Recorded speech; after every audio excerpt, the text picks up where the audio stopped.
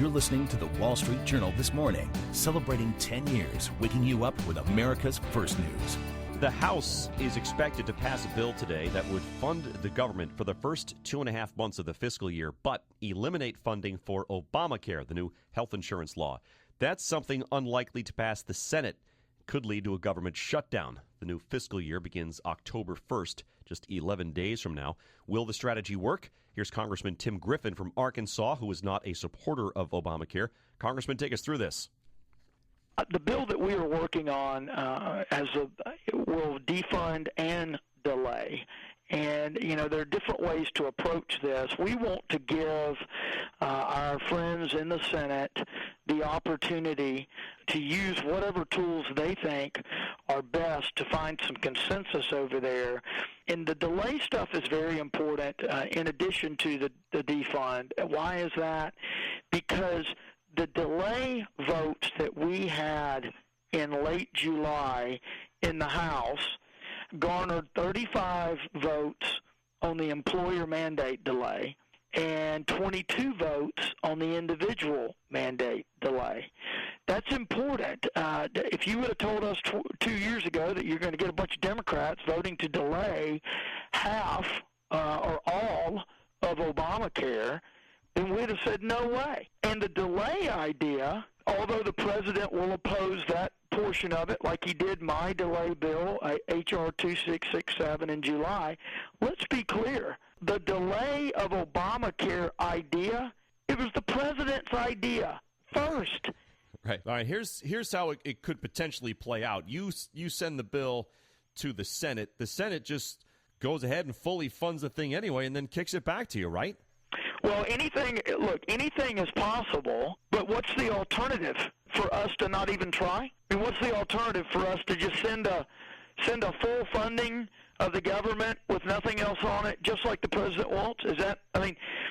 That's not. I wasn't sent up here to declare, surrender before the fight even begins. So here's what we're doing.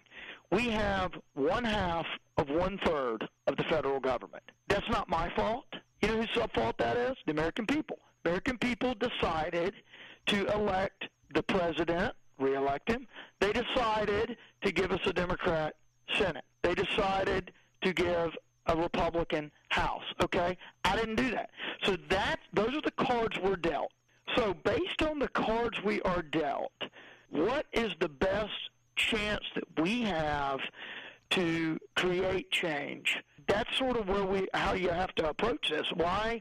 Because the Constitution lays it out. We're speaking with Congressman Tim Griffin from Arkansas about Obamacare. Do you think that there's a chance, or would you be in favor of repealing this completely, or is your mindset, okay, this is the law, so we need to work within the parameters of the law to make fixes? I've voted for repeal numerous times. Okay. Let me be real clear. This law is awful, okay?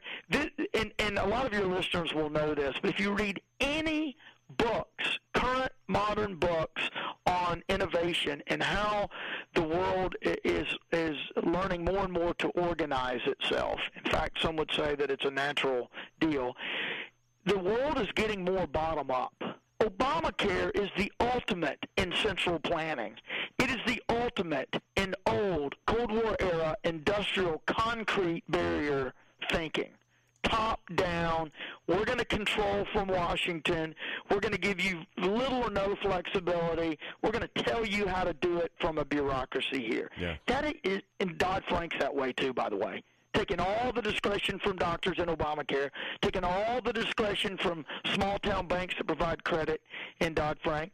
This top-down Cold War-era model is an absolute disaster. And what is amazing to me is there are so many people who in every other part of their lives believe in the bottom-up innovation of the new economy, yet in these areas they support it. It is mind-boggling to me. Can we lighten the mood for just a minute? Yeah. Are you Go Hogs. Beat Rutgers. Wait, how did you even know that was coming up? I didn't, but I know when we lighten the mood, man, we're talking football in the South. You got to be kidding me. Baby. I'm a Rutgers grad. I was just going to bring that up. Well, saying, I'm sorry you're going to lose this weekend. Well, based on what are we going to lose this weekend? We came into your place and smoked you last year. Yeah, we all have off years. Arkansas Congressman Tim Griffin. It is 20 minutes in front of the hour on the Wall Street Journal this morning. Good Friday morning. Thanks for being with us. If you are not waiting